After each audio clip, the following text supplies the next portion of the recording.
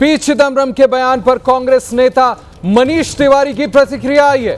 मनीष तिवारी तत्कालीन गृह मंत्री के रूप में चिदम्बरम वो कहते हैं एक अहम भूमिका में थे। उनकी कही बातों को स्पष्ट रूप से नजरअंदाज नहीं किया जा सकता। मनीष तिवारी का बड़ा बयान, इस वक्त की बड़ी ब्रेकिंग खबर। और अब मेरे साथ इस बड़ी खबर पर जुड़ रही है खुद मेघा प्रसाद, जिन्होंने ये बड़ा और एक्सक्लूसिव इंटरव्यू किया। मेघा, बहुत बड़ा रिवेलेशन है। मुझे अभी भी याद है कि उस दौरान प्रणब मुखर्जी विदेश मंत्री थे और उन्होंने कहा था हमारे पास ऑप्शन है सर्जिकल स्ट्राइक का, नहीं किया। आज वजह खुल के सामने आ गई आपके इंटरव्यू के बाद और अब बीजेपी सीधा हमला कर रही है सोनिया गांधी पर। जी आशीष, ये एक्चुअली रेवलेशन ही इतनी बड़ी है। अब समय ऑफ कोर्स बहुत लगा है इस बात को बाहर आने में, लेकिन उस वक्त क्या हुआ, क्यों हुआ, किसने ये निर्णय लिया और किस बिना पे निर्णय लिया, ये सारी बातें पर तो कोई जवाब कभी था ही नहीं।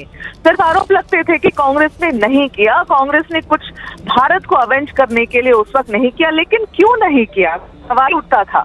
क्योंकि जितनी किताबें तब से आई हैं आशीष, उन जो किताबें हमने पढ़ी है, जैसे शिवशंकर मेनन की किताब जो उस वक्त के फॉरेन सेक्रेटरी थे, उस वक्त के एनएसए थे मिस्टर नारायण, ये सब ने अपनी किताबों में लिखा है अलग अलग समय पर कि ये बात उठी थी, प्रधानमंत्री के सामने उठी थी। उस वक्त के प्रधानमंत्री मनमोहन सिंह के सामने उठी थी।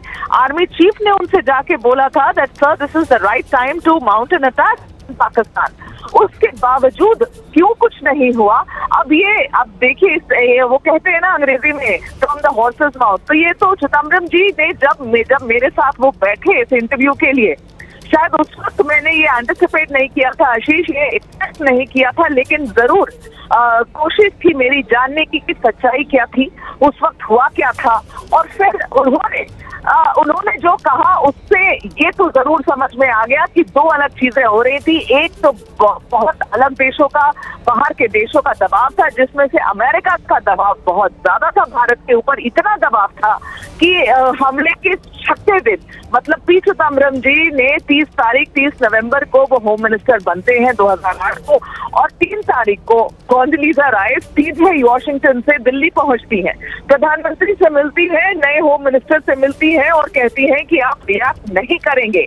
तो समझिए कि यूनाइटेड स्टेट्स ऑफ अमेरिका का दबाव कितना था भारत के ऊपर। और क्या ये वजह रही कि भारत ने फिर पाकिस्तान के ऊपर चढ़ाई करने से अपने आप को पीछे खींचा?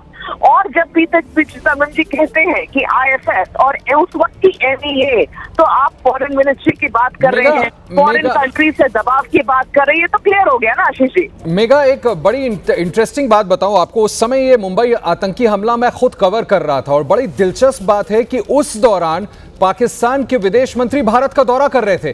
कहीं आपको बातचीत में लगा कि भारत पर इस बात का भी दबाव था कि दुश्मन देश का अतिथि यहां आकर के बैठा हुआ है, अभी हम वापसी हमले की बात कैसे करें? यह भी बड़ा निराशाजनक तथ्य होगा।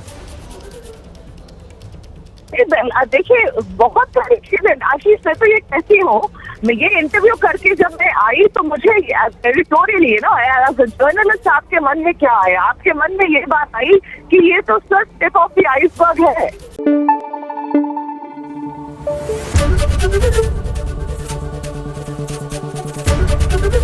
एबीपी न्यूज आपको रखे आगे।